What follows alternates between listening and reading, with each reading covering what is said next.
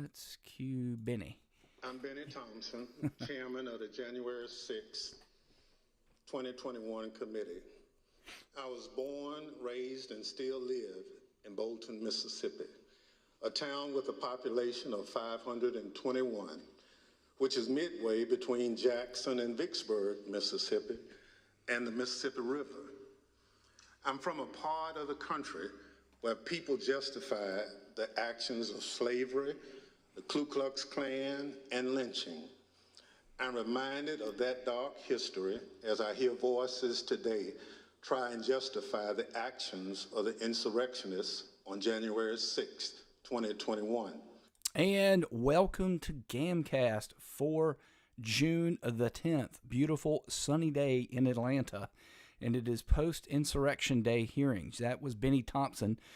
Folks, I am a little exhausted. I stayed up. I did a live stream. I did about 2.5 hours of a live stream last evening. So today's show is going to be a little shorter than usual, mainly because of that exhaustion. But don't worry, I'm going to make sure you know all the news of the day.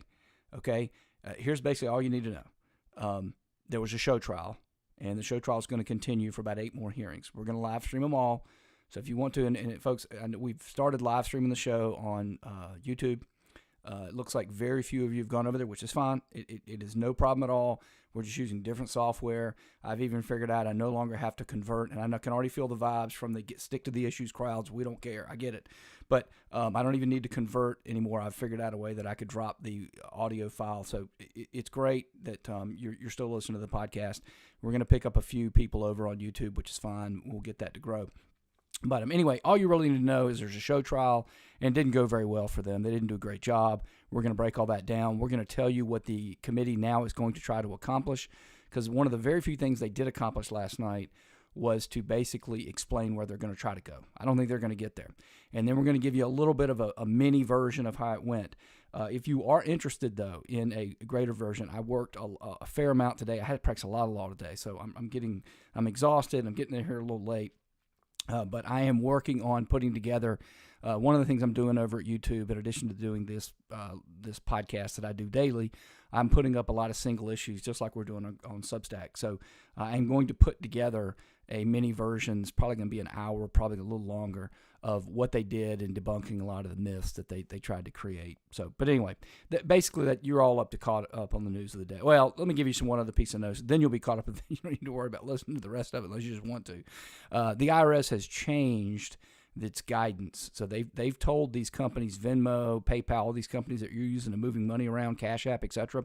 Used to be you had to transfer about $20,000 before the IRS got notified. Now it's down to $600. We're going to go over that because that's important, big time important. A lot of reasons. We're going to talk a little tax when we get there. So let's go ahead and get the show going. You've already heard from Benny Thompson. Now, folks, in case you didn't know what a show trial is, let's just break that down.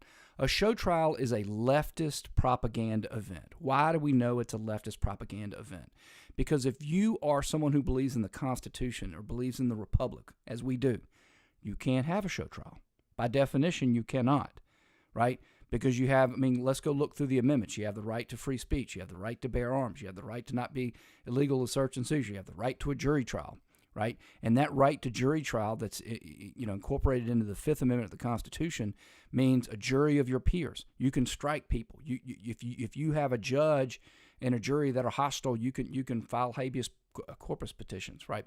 So we all believe that. And the leftists don't believe that. You just have to understand that. And folks, we talked a lot about this leading up to it. And again, we have a single issue podcast up there on why the January 6th committee is unconstitutional. And it's very simple why it's unconstitutional. There's no minority representation. Now, but I want you to take a step back. I wanted to start the show, and that's why I kind of got the notes today. I want you to take a step back. And let's before we get to the show trial and continue to explain what a show trial is and all of the things that we learned last night. Before we do that, let's back up. I want you to back up. Let's get in our time machine. We'll get Doc to take us back to the future. I want you to go back to January 6, 2021. We all remember it. We all lived through it, right? And what happened on that day? I went back and I looked it up today. If you're watching, actually, I don't have it up on the screen, but the riot, quote unquote, rally getting out of control started at 1:00. All right, I looked it up to make sure I had it down. I'm looking at my notes.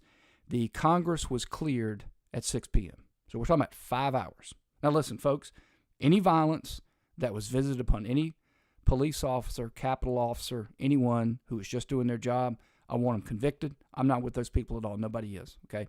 Anybody tried to intimidate anybody, assault anybody, lock them up. Got no problem with them. They get their rights, but lock them up. Okay, no problem with that.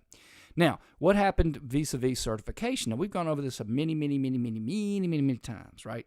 According to the Green Bay sweep of the Navarro-Eastman Plan, or the challenge to certification under the 12th Amendment of the Electoral Count Act of 1887, right, we had 8 senators and 139 congresspeople ready to object to 6 to 7 states, swing states, right?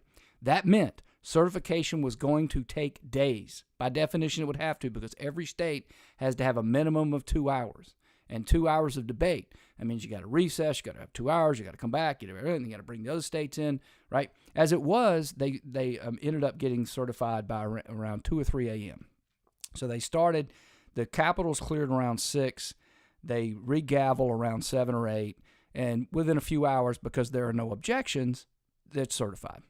Now that's the facts, folks. That's basically the fact of the matter. We know that's a fact. What I just told you, it's indisputed. All right, what else is undisputed? It's also undisputed that the FBI and our various Capitol Police and everything basically did an investigation, right? And they concluded that there was no real plan or coup attempt that was put together on that day. They've come out with the report already. We also know that the House the House of Representatives is not an investigative body. Right, it's a body that's supposed to make legislation. We know that. What else do we know? We know that January 6th, they originally tried to do a 9/11 style commission, right, or very much like the commission they put together to investigate the Kennedy assassination, right, that produced the Warren Report, so-called, because it was chaired by the Chief Justice of the United States, Earl Warren, former California governor. We know that the Republicans and Democrats, for whatever reason, couldn't get together on that type of style, and so Pelosi just ramrodded one through. And we also know that there were supposed to be 5 Republicans to go along with the Democrats, and we know that McCarthy put up 5 people. Pelosi objected to a couple, so McCarthy pulled his few back. That's a fact. So we know we have a committee, fact, that is made up of 7 Democrats and 2 quote-unquote Republicans who were appointed by the majority leader. Okay? Now, we also know that this is happening in secret. This is, again, everything I've said is undisputed, absolute fact. It's happening in secret, and that's going to play an important role when I cover this, a very important role, in fact. All right? So we all know it's happening in secret, and that's important because that means everything you saw last night. If you watch my live stream, you watched it on your own, or you're listening to me now, you're hearing bits. Every bit of them is just what they decided to show us. And this is a critical point, folks. I've been practicing law since 1997. I'm barred in Florida, barred in Georgia. I practiced all throughout the United States. Many times I practiced in federal courts. You always, every single solitary time, have to give any evidence that you have over to the other side, right? It's called discovery.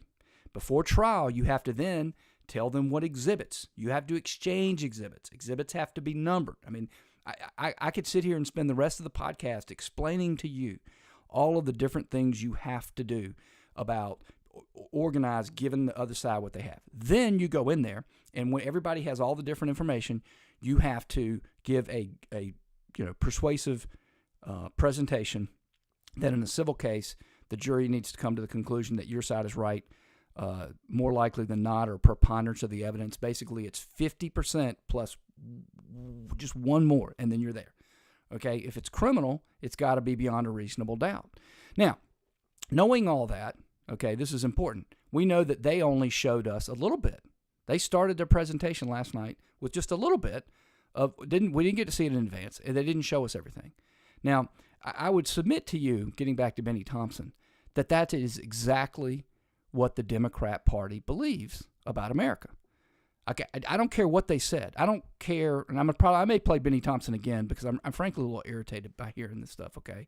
I'm tired of hearing about slavery. I'm tired of hearing about the Ku Klux Klan, and I'm tired of hearing about lynching, as if, by the way, it only happened to black people. I went through this on the show.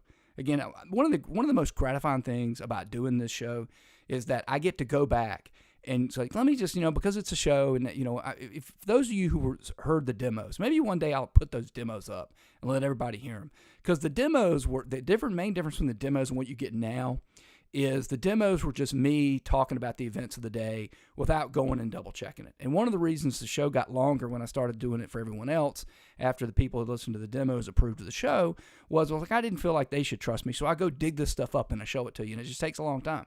Well, we knew we did lynching on the show. We went back. And we went back to how long you have to go back to find lynching. And we found that in the state that they were talking about it, that there were more white people, but as a percentage, black people seem to be lynched at a higher rate in that particular state. But this whole notion that lynching is just a uniquely black event, right? Or that discrimination is sort of a uniquely black event, or slavery, for that matter, is a uniquely black event, is false. Now, I don't know whether Benny Thompson knows that or not, and I frankly don't care. But I'm getting sick and tired of hearing about it. But again, anybody who comes to me and tells me I'm from a part of the country where people justify the actions of slavery, the Ku Klux Klan, and lynching, no, you're not. No, I've been to Mississippi. There's nobody there that defends that. Nobody that, he looks a fair amount older than me. I'll be 54 in July. He doesn't, this is a person that does not believe in America who talks that way. And if you think about that. Imagine that you could serve on a committee, and the Speaker of the House said to you, you can serve on a committee, and that you can do it in secret. Nobody gets to see the evidence. You just show whatever you want them to show, right? And then there'll be no minority representation, no one to check. Would you even want to do that? I would tell Pelosi, no, I'm not interested in doing that. Right? Even if, and believe me, I would be fair. I would be fair. I would bring up both sides. But even if I could, I wouldn't want to do it because I wouldn't want to be smeared with it. Everybody sitting on that committee, right, ought to be ashamed of themselves. They really ought to be. Now, let's get to catch you up on some of the news here. So I'm not going to play Benny again, so I'm going to click him out. And let's go over. So this is my A tweet this morning. I tweeted this out at 9:30. And on Twitter, if you want to follow me on Twitter, it's @mail_American. And anyway, so here are there's actually, last night I kept saying there were 6 things, and there are 6 things, but there are 5 things as they really relate to what January 6th. And I'll tell you what the sixth one is. But anyway, so here's the tweet. The first January hearings reveal the committee is going all in to prove 5 things. Okay, here are the 5 things they're going to try to prove. Trump caused the violence. Basically, you called them there, and they got violent, therefore you caused it. I think, frankly, that's their strongest claim. Number 2, challenging Biden's certification is a coup. And they believe that. Doesn't matter whether you do it under the law or not, that they believe it's a coup. All right. Trump incited the violence. That's the Brandenburg case, right? That's probably one of the weakest things they have out there. Trump was derelict in his duty by not calling off the dogs soon enough. Trump is not eligible for future office. We've been through that before. That's Section 3 of the 14th Amendment. And number 6, I didn't have room to tweet it, so I'm going to take down the tweet. I didn't have room to tweet it because of Twitter's rules. You can only do so many characters. But the 6th thing that they're seemingly going to try to prove, and it's bizarro, is that somehow the Oath Keepers and the Proud Boys somehow had some other insurrection going on, which I don't know how they could possibly pull off an insurrection because they didn't really have any firearms. They had zip ties and Viking hats. But anyway, they're going to try. They seemingly are going to try to tie that to Trump. So that would sort of be number 6. I'm not going to waste your time or your intelligence going through each one of those things and breaking them down for you. If you've been listening to this podcast, you know all of those. But that's what they're going to try to prove. That's one of the things you need to know. There's 6 things. There are really 5 that are the 5 that I gave you that are tied to Trump, and we shall see how it goes. Now, I will predict for you that it is not going to go too well. And interestingly, the reason it's not going to go too well is exactly because Pelosi outsmarted herself. She would have been better off taking some people from the opposition. And I'm going to tell you a couple of reasons why. But before I do that, why don't we listen to the former by several years, President of the United States, the one and only Obama. Take a listen. We have to take steps to detoxify our discourse, particularly the scourge of disinformation and conspiracy theories and hate online that has polluted our political discourse. Now, does Barack Obama, is he aware that his party is having a show trial? What do you think that's doing? Do you think that's toxifying the discourse? Do you think that's providing misinformation, conspiracy theories, and hate online? Is he suggesting that I'm supposed to listen to the January 6th committee and just assume that they did all this stuff in secret, right? And then they decide they're going to invite me in for 8 or 9 hearings for a couple hours at a time, and they're going to show me little snippets. Hey, look right, look, don't you look right there? Right, so what does that look like? What do you see there? I'm supposed to trust that? Folks, anybody, the fact that that's going on should scare the living daylights out of you. It should, in fact, speaking of that, let's go ahead and do the tax story. Let me drop out of the one here and go do the tax story, because this is why it's important.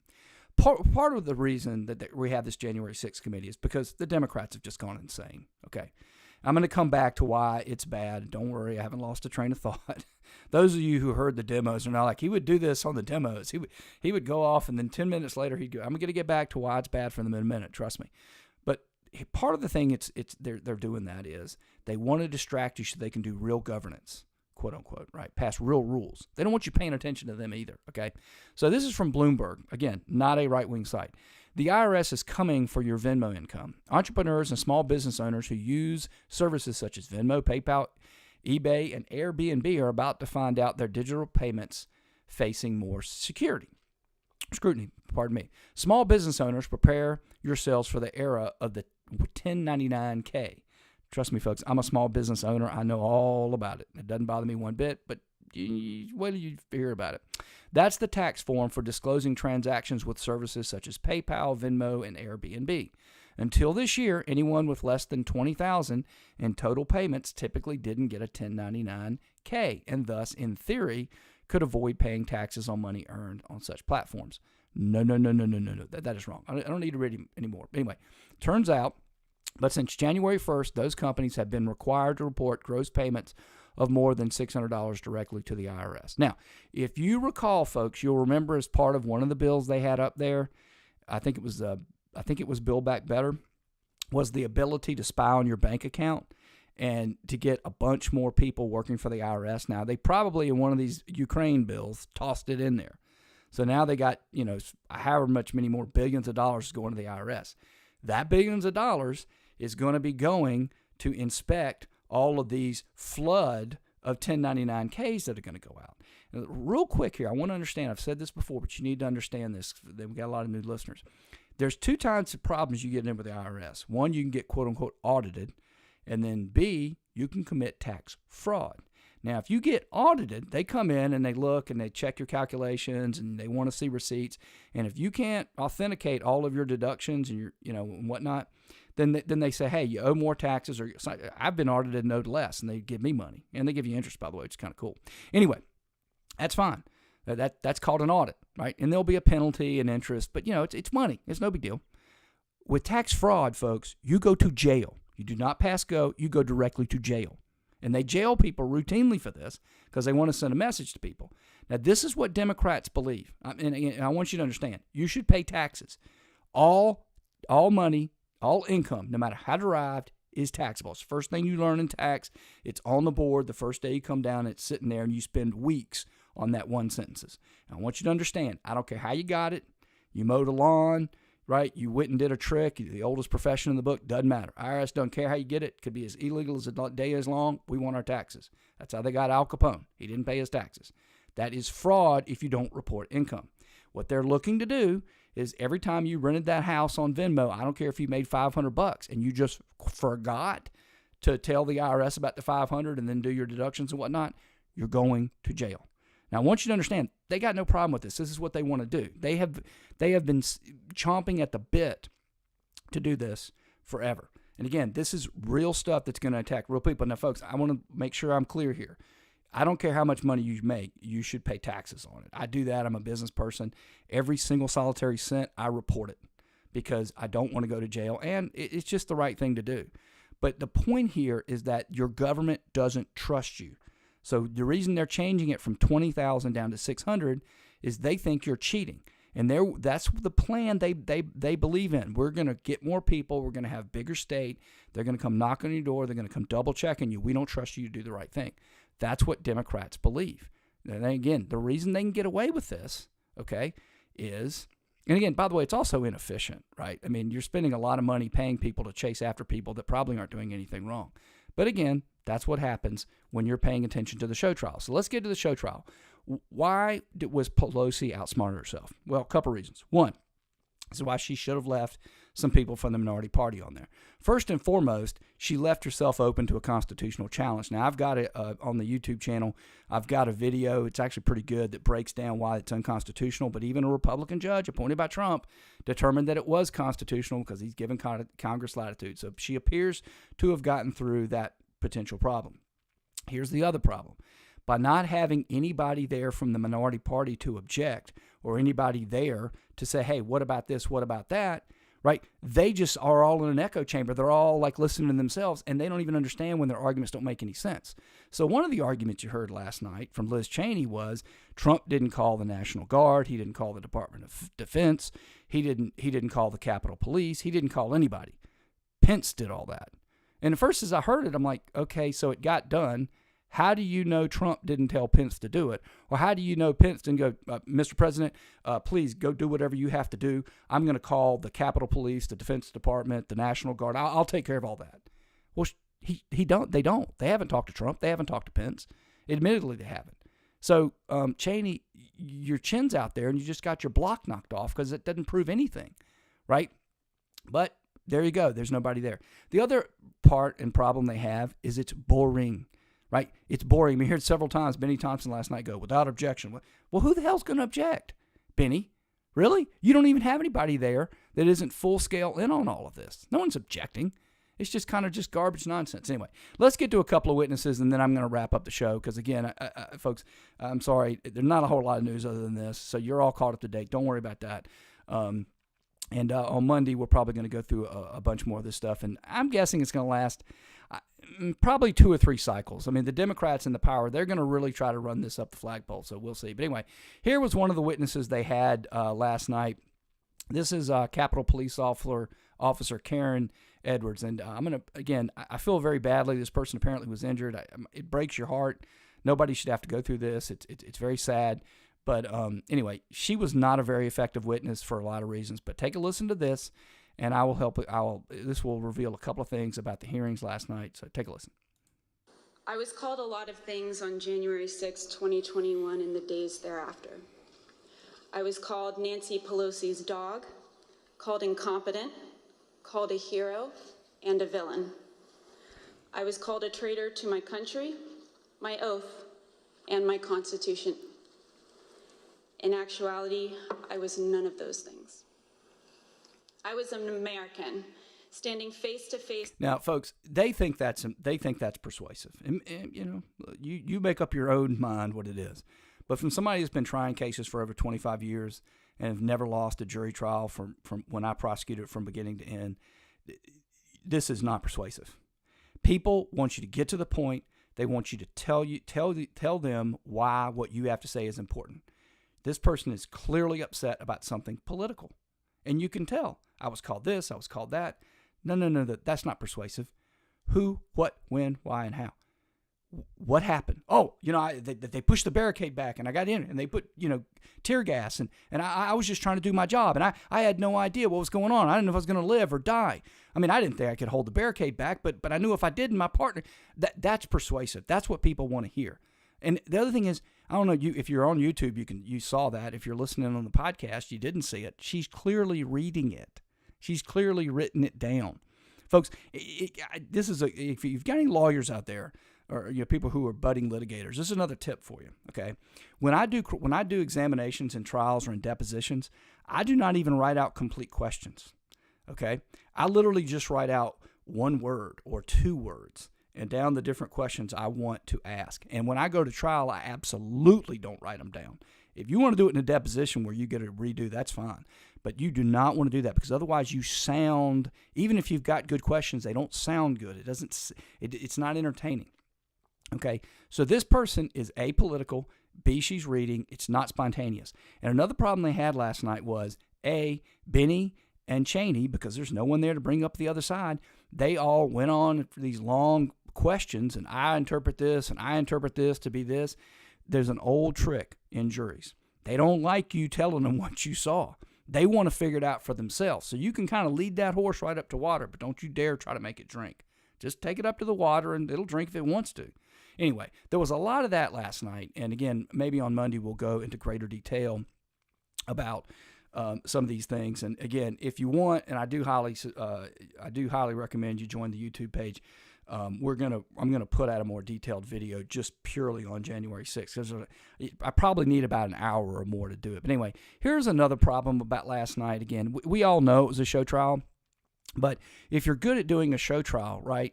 What does they say? The greatest trick the devil ever pulled was convincing people it didn't exist, right? Well, if you're doing a show trial, which, look, folks, I just told you why it's a show trial, because you don't have anybody from the opposition. Because you got only people there. You're the judge, the jury, the prosecutor, you're everybody. Like, that's a show trial. Like, I know it's a show trial.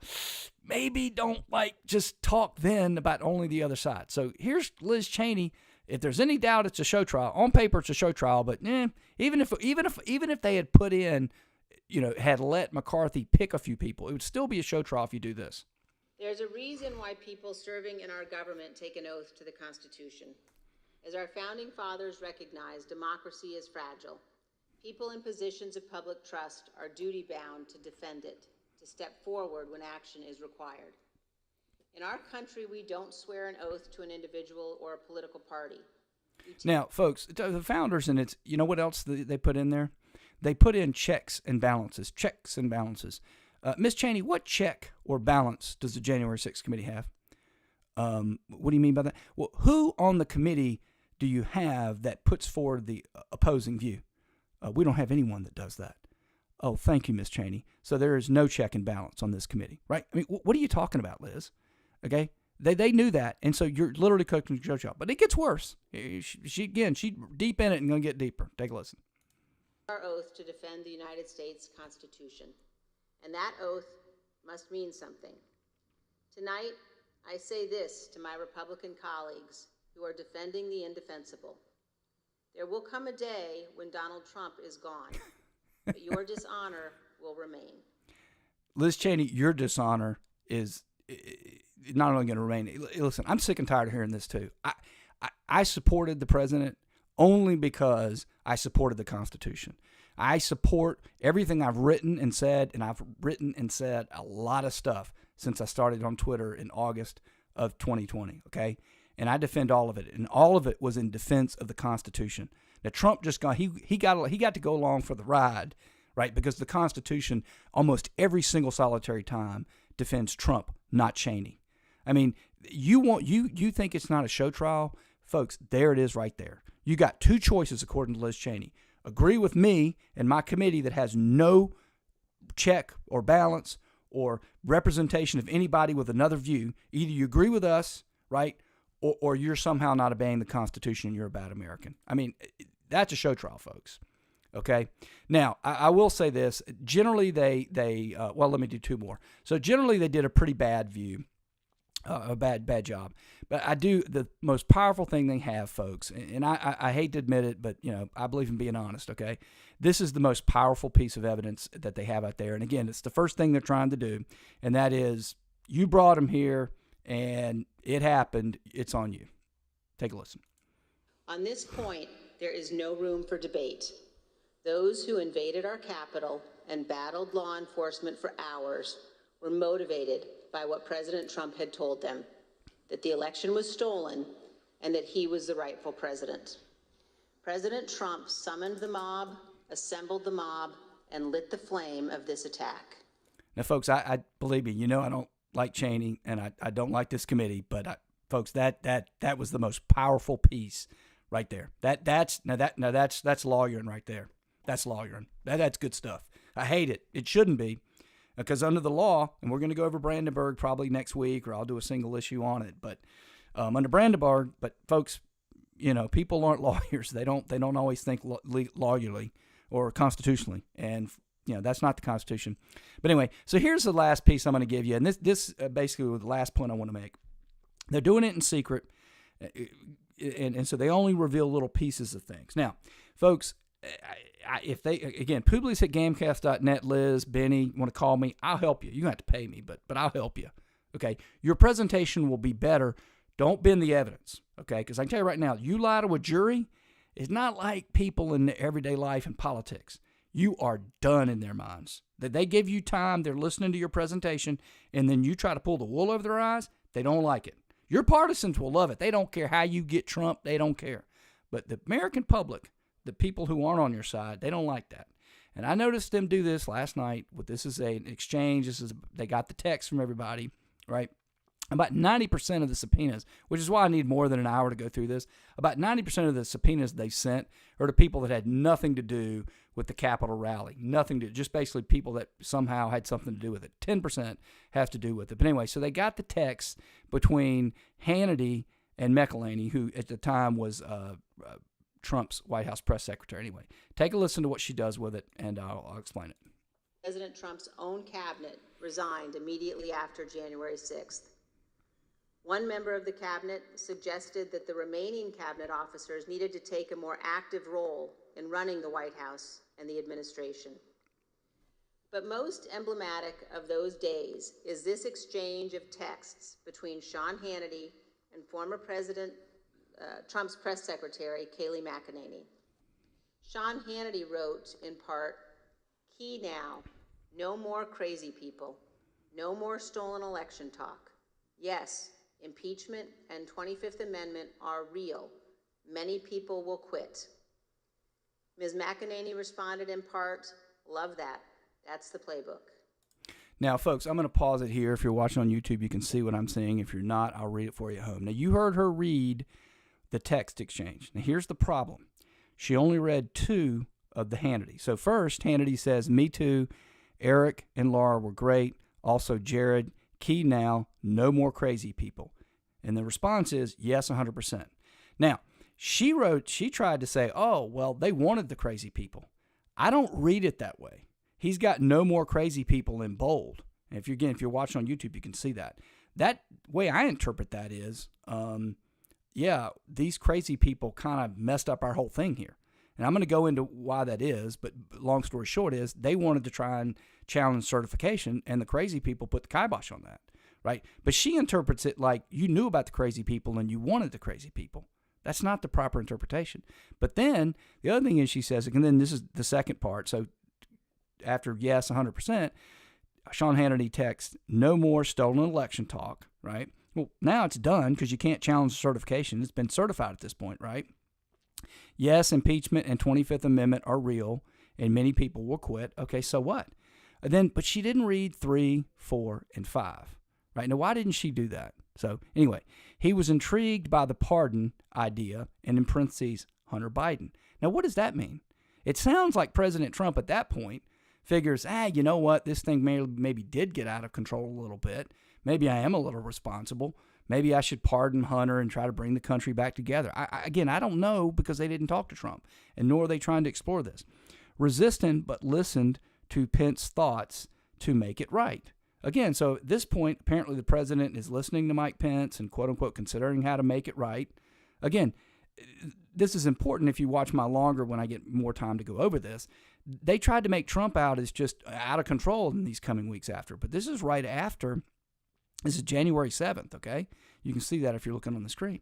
And this is January 7th, and he's listening to Pence and all these things. And then the final one, number 5, seemed to like attending the inauguration talk, okay?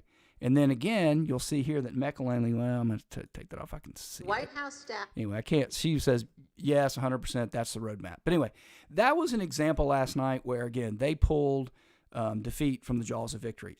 I think there's 2 problems. I've already said them. One, you're trying to mislead people about the likely interpretation of these. People can't stand that. And then 2, you're trying to give them the interpretation that they should take away from it, and they should get their own interpretation. Anyway, let's let Liz continue. You've now basically, I've given you the alternate, and see how she wraps it up.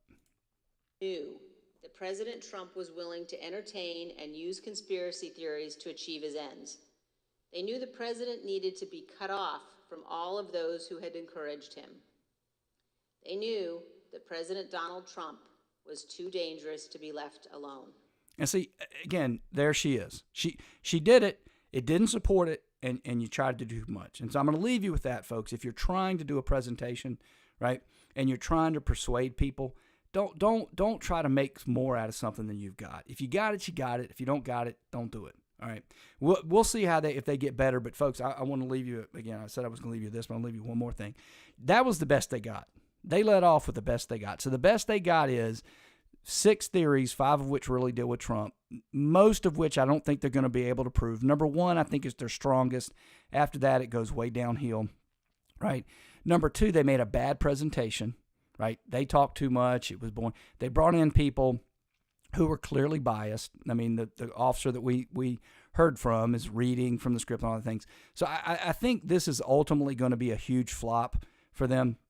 We shall see. As you know, the media, of course, is running with it like it's the biggest story in the world. And again, folks, if you can do this in secret and you can bring on a professional from ABC News or CBS, I don't remember which one it was, doesn't matter, one of the alphabet networks, to do this, and this is the best you got a problem. So anyway, you are now all caught up to date on the news of the day. If you like the show, share it, let a friend know. And if you like the show, I hope you tune back in tomorrow.